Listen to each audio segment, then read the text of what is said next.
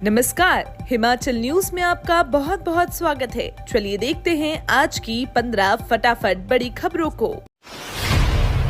आपदा प्रभावितों को घर बनाने को मिलेंगे 7 लाख। सुखविंदर कैबिनेट मीटिंग में लिए गए कई अहम फैसले। हिमाचल में गुरुवार को मुख्यमंत्री सुखविंदर सिंह सुक्खू की अध्यक्षता में मंत्रिमंडल की बैठक संपन्न हुई। शिमला स्थित प्रदेश सचिवालय में 6 घंटे तक चली इस बैठक में कई महत्वपूर्ण निर्णय लिए गए। इस मीटिंग में सबसे पहले पिछले 2 वर्षों के दौरान राज्य में विभिन्न नीतियों कार्यक्रमों को लागू करने में प्रदेशवासियों के सहयोग, कांग्रेस हाईकमान के अटूट समर्थन के लिए आभार व्यक्त किया। मंत्रिमंडल ने बिलासपुर में आयोजित 2 वर्ष के समारोह के सफल आयोजन के लिए कांग्रेस पार्टी के कार्यकर्ता, विभिन्न सरकारी विभागों के प्रयासों के लिए आभार व्यक्त किया। राधा स्वामी सत्संग ब्यास के भोटा अस्पताल की खातिर लैंड सीलिंग एक्ट में बदलाव करेगी सुखविंदर सरकार। कैबिनेट ने दी सैद्धांतिक मंजूरी। राधा स्वामी सत्संग ब्यास के भोटा अस्पताल की खातिर सुखविंदर सिंह सुक्खू के नेतृत्व वाली कांग्रेस सरकार लैंड सीलिंग एक्ट में बदलाव करेगी। गुरुवार को शिमला में सीएम सुखविंदर सिंह सुक्खू की अगुवाई में आयोजित कैबिनेट मीटिंग में इस बदलाव के लिए सैद्धांतिक मंजूरी दी गई। उल्लेखनीय है, सीएम सुक्खू ने इस बारे में पहले ही विधानसभा के विंटर सेशन के पहले दिन बिल लाने का ऐलान किया था।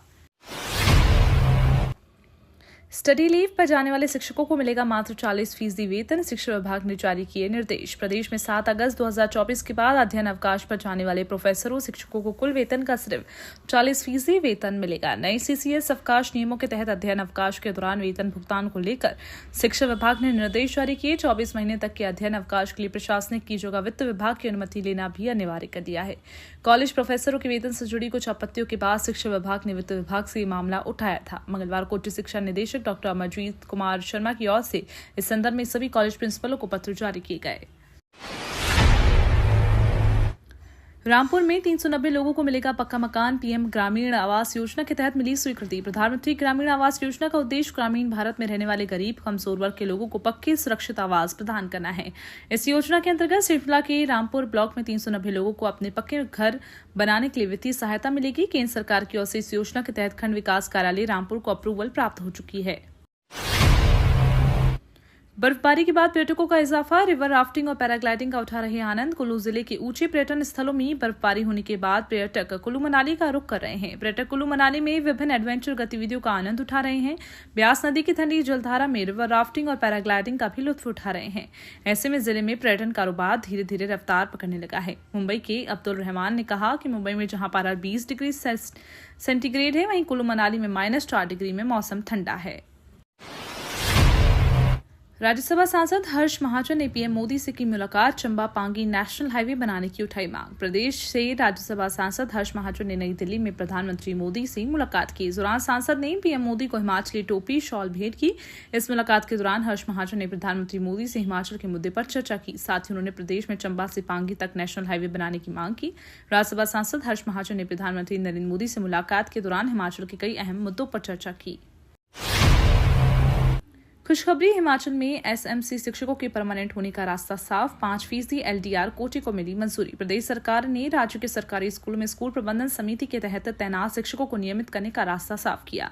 सरकार ने एमएससी के तहत लगे शिक्षकों को नियमित करने के लिए 5% एलडीआर कोटा तय किया। इस फैसले से राज्य के करीब 2500 एसएमसी शिक्षकों को बड़ी राहत मिली। बता दें कि राज्य के सरकारी स्कूलों में 2500 के करीब एसएमसी शिक्षक हैं। पिछले करीब 15 से 20 सालों में ये विभाग के कार्यरत हैं।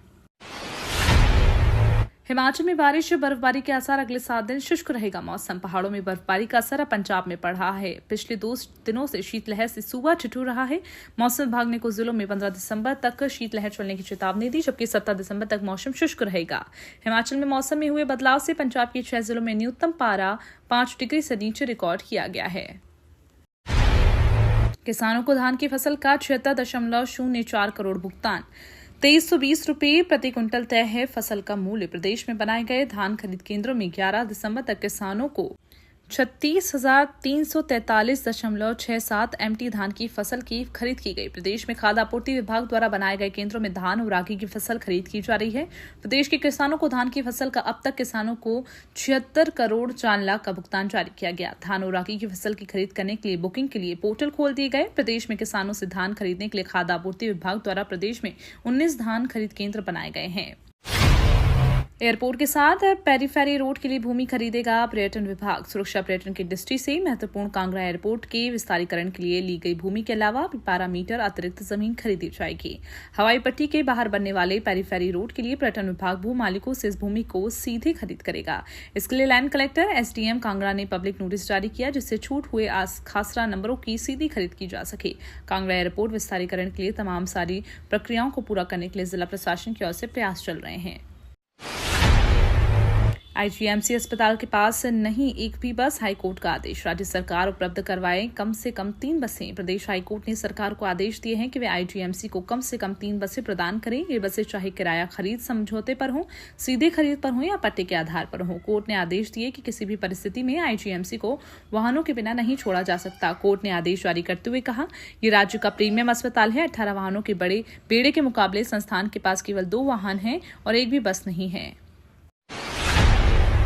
एम्स बिलासपुर के लिए आईआईटी ऊना तैयार करेगा स्वदेशी चिकित्सा उपकरण, एमओयू साइन। एम्स बिलासपुर के लिए अब आईआईटी ऊना द्वारा मरीजों के उपचार में प्रयोग होने वाले स्वदेशी उपकरणों को तैयार किया जाएगा। इसके लिए एम्स और आईआईटी ऊना के बीच समझौता ज्ञापन हो गया है। इस समझौता ज्ञापन पर वीरवार को एम्स बिलासपुर के कार्यकारी निदेशक प्रोफेसर वीर सिंह नेगी और आईआईटी ऊना के निदेशक प्रोफेसर मनीष गौड़ ने हस्ताक्षर किए हैं। समझौता ज्ञापन में स्वदेशी शिक्षक उपकरणों का विकास, फोरेंसिक अध्ययन, खाद्य पदार्थ की गुणवत्ता और आदि सही चीजों को लेकर करार किया गया है।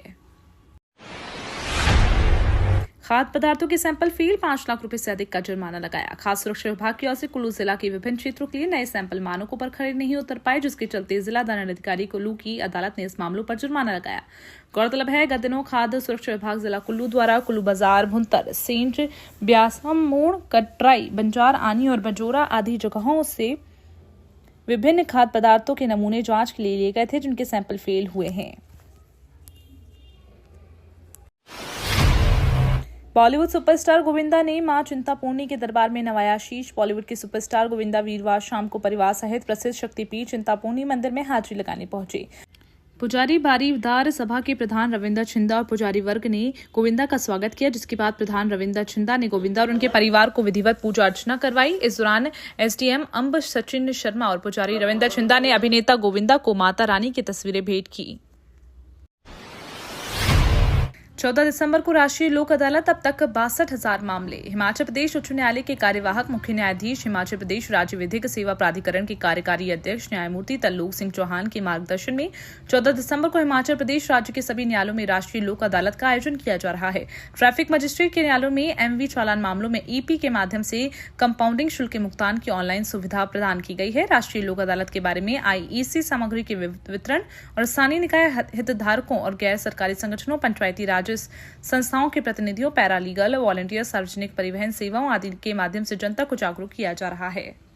ये तो थी आज की 15 बड़ी खबरें। डेली खबरों से अपडेट रहने के लिए चैनल को सब्सक्राइब करना बिल्कुल ना भूलें। धन्यवाद।